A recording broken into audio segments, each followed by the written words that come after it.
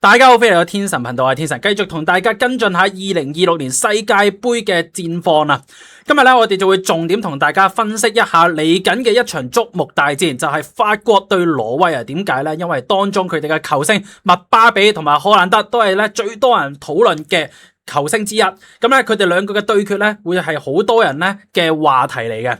咁咧今日我哋繼續請嚟啦，咁呢個曼九奧哥，咁啊為我哋做一個評論嘅，係同大家 say 個 hi。大家好，我係奧哥。係啦，咁啊奧哥，咁啊嚟緊咧星期六朝頭早嘅3點，即係星期五凌晨嘅3點鐘咧，呢場賽事就會開波咯。咁啊首名同埋次名走線，你覺得緊唔緊要啊？今次？好緊要啊，因為你睇翻咧，我哋又準備咗張圖嘅，係佢哋首名同次名咧要對嘅對手咧係截然不同啦。首先我哋睇翻 I 組首名，即係佢哋嘅同組，係法國、挪威。如果佢哋首名咧要對 C、D、F、G、H 組嘅第三名喎。係啦，我哋不如簡單同大家數一數 C、D、F、G、H 分別有啲乜嘢國家，好唔好啊？咁首先啦 ，C 組啊，我哋依家睇一睇 C 組第三名，目前咧依家係蘇格蘭嚟嘅 ，OK， 咁咧應該海地就冇啦，係啦，完咗啦。C 組確定咧係蘇格蘭啊，第三名嘅話，然之後我哋再睇 D， 咁 D 咧就係巴拉圭。然之後 F 就係瑞典，哇！瑞典呢個咧惡啊，有阿伊薩同阿面具佬啊基約斯。咁之後咧，我哋再睇埋呢個 G 組第三就係比利時。我哋依家咧係用目前佢哋嗰個排名啊。然之後咧 H 組就係韋德國喎。咁 H 組咧，我諗應該都個排名差唔多出咗嚟噶啦，係嘛？依家第二場啊嘛，韋德國和咗兩場2分啦。OK， 下場就打呢個沙特阿拉伯。我自己覺得咧，韋德國應該坐和望贏啊！睇翻佢對烏拉圭同埋呢個西班牙嘅表現。咁你覺得啱啱我提及嘅國家邊啲令你最為關注咧？冇錯，絕對就係維德國啦。你係啊，係啊，最矚目就係佢啦。淨係個門將啊，個科路啊，冇錯，已經搞過香港啦。係啊，多過香港總人口啊。喂，另外我想講喎，咁啊，今次依家32強淘汰賽打足噶喎，啊咁啊，維德國12碼，唔知得唔得咧？嗱呢方面咧，我假設佢哋會對上 I 組首名，即係法國或者挪威先啦。佢哋絕對會打首波戰術嘅。咁對法國同挪威嚟講咧，就大鑊啦。呢兩隊咧都專門打快速反擊嘅。係。尤其法國前面4件你數得出㗎，丹比利啦，麥巴比啦，係啊，奧拉斯啦，仲有杜爾，4件都又快又黑又硬，又快又黑又硬。你話好黑喎，唔係啊？你形容緊啲咩黃標啊？咁啊又快又黑又硬啊？你繼續啊，呢邊接唔到啊！你咁講，咁咧基本上咧，你守住嚟踢，法國都好難攻得佢入嘅。咁呢組嚟講咧，法國最難對付、最難應付嘅對手，絕對係啲死守嘅對手嚟嘅。係。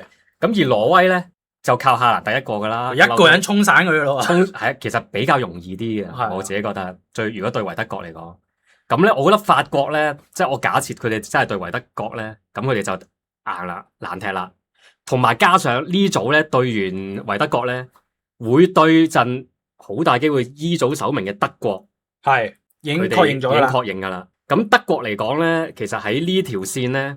基本上已經係最強咁滯，佢最硬噶啦，呢度8強應該就一定係德國咁滯啊！我自己認為。16強啫，因為我哋32強就去到16強啦，因為今屆唔同咗啦，今屆好複雜噶，所以你見好多32強嘅對陣咧，有啲係一個小組首名對第三名啦，有啲咧係小組第2名對翻第2名嘅。呢個真係好有趣，所以點解我哋啱啱講啦？喂，法國對挪威。可能要爭次名喎，不如我哋又立下第2名啊 I 組對咩啊？2E 就係呢一個可能係科特迪亞或者象牙海岸啦，叫兩個名啊，科特迪亞或者象牙海岸。咁入面有咩球星啊？迪奧文迪啦，係啊，嗱利物浦準備要買啊呢個，係啦，成億身價嘅。另外仲有曼聯嘅阿麥迪亞路啦。你熟啊呢個得唔得啊？最近佢就踢國家隊都不嬲 OK 嘅，所以左右兩邊側擊已經搞掂啦。仲有中場巴塞舊將基斯。係呢個都掂啊！佢上場都有入波。咁你覺得對於法國或者挪威嚟講硬唔硬啊？呢一隊一定硬啊，絕對硬啊！咁但係如果對比啱啱我數咧，啱啱我數過 C、D、F、G、H， 可能係瑞典咧係比較難打嘅。咁而家睇下你想要瑞典啦，定還是咧呢一個科特迪亞啦？嗱，科特迪亞平心而論，中游啦，成隊世界盃嘅國家隊嚟講，咁而最緊要你對完佢啦，下一隊對咩咧？即係16強，就係一 C 同二 F。我哋睇下一 C 首名已經決定咗係巴西啦嘛。係啊，巴西冇錯。咁巴西我二 F 啦，二 F 好大機會係日本或者荷蘭嘅。目前咧就係日本啊，咁我假設係日本先啦。假設日本啦，咁我當巴西冇爆冷之下贏埋日本啦。係。咁我哋就要對巴西。咁而你稱下啦，德國同巴西邊個會高機率啲？哇，我覺得應該係德國硬啲嘅。德國係硬啲嘅，嗱我自己覺得啦，因為佢哋嘅陣容比較完整。巴西咧，尼馬啱啱復出，其實佢係一個殺着嚟嘅，但係成隊波你見，除咗第一場比較踢得有啲掙扎之外咧，佢慢慢已經入局噶啦。我都問下啦，就係問埋各位觀眾，你覺得尼馬佢依家個角色喺巴西仲有冇咁關鍵咧？觀眾你大家可以留言啦，我自己覺得佢嘅角色比斯朗美斯更好，即係你覺得佢勁啲，即係個作用關鍵作用更加好，因為斯朗美斯係必然正選嚟噶嘛。係啊，但係踢後備嘅尼馬咧，其實係一個殺着真嘅，即係好似上一屆阿根廷嘅迪馬利亞咁樣，收到最尾決賽嗰場先用，冇錯啦。會唔會真係有啲咁嘅效果啊？有啊，其實我就係等緊巴西有一場劣勢，尼馬就出嚟。哇，咁啊真係一雪前恥喎！如果咁樣係啊，咁啊好睇啊！咁之後講翻咁日本咧，日本難唔難踢啊？日本其實係黑馬嚟嘅，有驚喜。咁我自己個人嘅感覺，我覺得法國會想打科特迪瓦多啲。冇錯，即係我哋唔理之後8強啊4強對咩啦。咁但係你首先你要過到32強同16強啊嘛。咁如果假設32強之下，科特迪瓦對完就對巴西，同呢邊好大機會瑞典或者佛德國對完就對德國。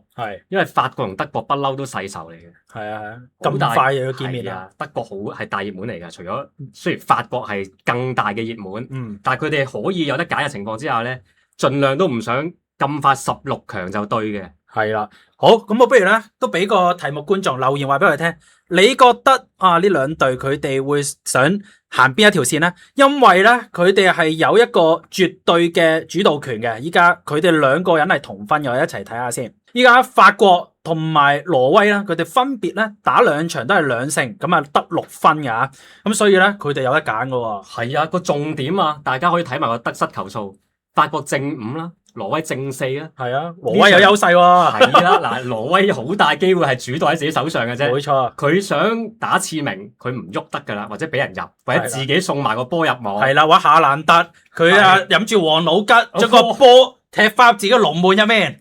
冇錯，挪威龍門邊撚個？係啊，喂，咁啊，可能為咗走線，麥巴比較攔截咯，唔俾你入喎，會有啲咁搞笑嘅情況。好，咁啊，係啦，咁呢度都好精彩。不如咧，我哋依家又翻嚟數一數法國、挪威嘅陣容咯，好嘛？可以。咁講到挪威啦，咁其實最出名嘅2位球星咧，就係曼城嘅夏蘭特啦，阿夏倫啦，唔知大家中意點樣叫佢啊？我中意叫佢夏倫啊嘛，哈蘭咁樣最似嘅。咁啊，最後就係阿仙奴隊長啊，奧迪加特啊，咁咧就係分別挪威啊2位球星，咁呢兩個咧。都係佢哋球隊入面嘅超級主力嚟噶啦。咁啊，至於法國啊嘛，交俾你啊。法國咧就星光熠熠啦。係啦。首先前場4件，丹比利、麥巴比、杜爾，係進攻中場奧拉斯，係啊，4件都係冠軍級人馬嚟嘅。加上啦，後邊中場啦，有皇馬嘅曹文尼啦，係後防又有阿仙奴嘅沙利巴啦。再加皇馬嘅哥拿迪，變咗皇馬啦！皇馬免簽嘅哥拿迪，我屌，本來利物浦嘅。係啊，算啦，我覺得哥拿迪中等啦。但成隊最弱咧，就係唯一白色嗰個嘅啫，拉比奧特。我屌，中場防中佢係最慢嘅，同對法國有少少格格不入。係。咁但係冇計，你其他全部又黑又硬又快，你冇得同佢哋鬥。又嚟，你玩咩都贏噶啦，真係啊，黑人玩晒嘅。咁所以話呢兩隊硬碰，咁我覺得法國點都係睇嗰一線嘅，即係如果陣容對比上面，但係咧夏蘭特真係好勁，佢創造咗好多奇蹟出嚟喎，同埋佢哋嗰個士氣咧就更加之團結，更加強，因為好似玩龍舟咁樣啊嘛。冇錯，佢哋賽前就係打氣龍舟啊嘛，同埋維京人。係啊，我想問下，你覺得法國撞唔撞得咧？守唔守得住夏蘭特？因為夏蘭特都即係成個坦克咁，佢衝埋嚟又話好似進擊的巨人嗰個海之巨人咁樣，真係恐怖嘅喎，受傷嘅會。係啊，佢嗱你後衞撞埋佢受傷嘅只會係自己。我叫佢咩啊？鏟落去攔截夏蘭特，最尾自己傷埋重傷喎。冇錯，仲未計佢有機會省落啲將射門省落啲後衞度入波嘅。你唔好講笑啊！夏蘭特嘅射門係省暈好多人㗎。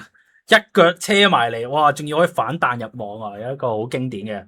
咁所以都冇講笑，夏蘭特一個人真係有機會扭轉成個局面。係嗱，正常情況下咧，法國就應該會贏嘅。係，但係佢哋如果想走線咧，呢場波我勸喻大家，如果有賭咧，有賭仔咧，唔好嚟啊！唔好啦，避開呢場先，係啊因為佢哋係玩走線嘅，連屆世界盃都係啦，逢親第3場係。佢哋一定走線。咁佢走線咧，出咩人都未必知道啊，未必出最強嘅喎。係啦，通常法國應該會出後備。係咯，唔會俾你睇到個底牌住先噶嘛，同埋驚你受傷啊嘛。挪威都係，其實次名如果睇落去唔係咁硬，哇！真係呢一度未必會派咁多主力正選，所以我哋期待嘅一個世紀對決未必會話咁精彩喎。係啊，可能要留翻去決賽先有一隊啦，兩隊。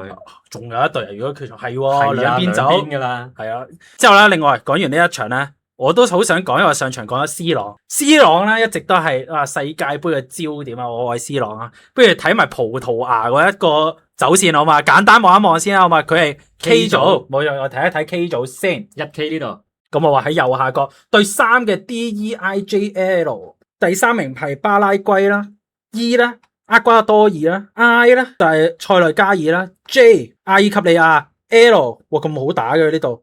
喂，唔係喎，有格仔軍團喎，克羅地亞喎，呢隊最硬。